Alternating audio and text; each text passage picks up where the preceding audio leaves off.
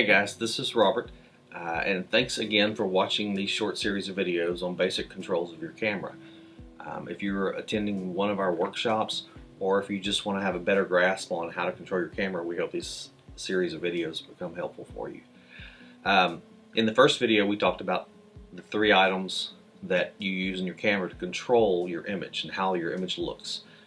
ISO, and we talked about aperture, and we mentioned shutter speed. So in this short episode, we want to focus on We want to talk about shutter speed. Okay. So what is shutter speed? Well, within your camera, when you press that button to take a picture,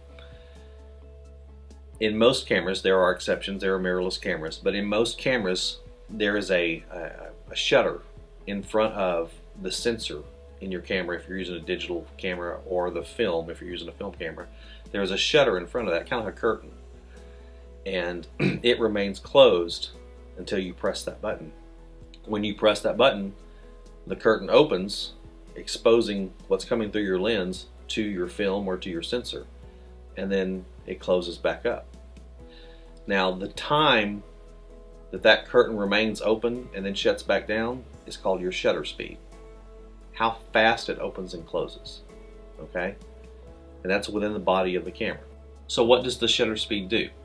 Well, we mentioned the aperture in the previous video, and that it controlled 2 things. It controlled the amount of light that came into the camera, and then it controlled the depth of field that's within your image that you're shooting.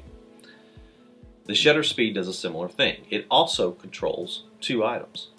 Like the aperture, it controls how much light is coming into your camera, and it controls the stop action of your image.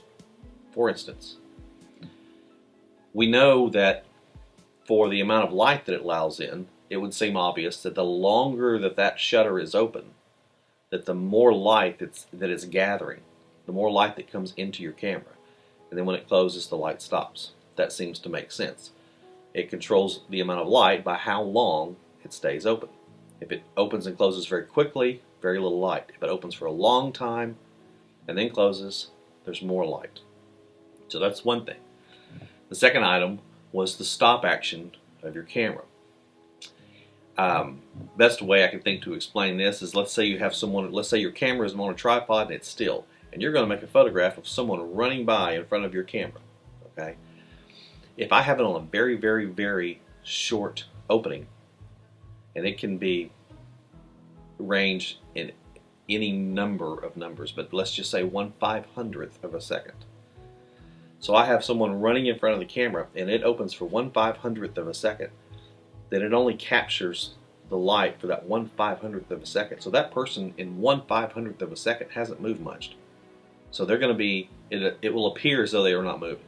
Their leg may be up in the air, and their hands may be going, and their hair may be flying, but it will all seem to just stop and clear because it was so quick that you captured just that 1/500th of a second. Conversely, if I have the same setup, same camera, same position, have the same person running the same speed, if I leave that shutter open for, let's say, half of a second, so in half of a second, how far did that person move? So you're capturing, from the moment you open that shutter, you're capturing where that person started till the moment the shutter closes. That whole area is what you've captured. So that, even though everything else may be clear, that person will be blurry. They'll blur from here to where that half second ended. So you have a blur. So why would you ever want this? Well, that's where your creative being comes into place. There are plenty of times that you want things to blur. If you're taking images of a cityscape, and you want those headlights and taillights from cars that look like one streaming red light or one streaming white light, that occurs over time. So you take a photograph with a long exposure, so you're getting all those lights moving, and you're capturing the whole thing as it goes. That's one instance. The reason you would want a short shutter speed is for the reasons I just explained. If you wanted to shoot pictures of your football game, well, you don't want necessarily a blurred out, who is that ghostly image going across your photograph.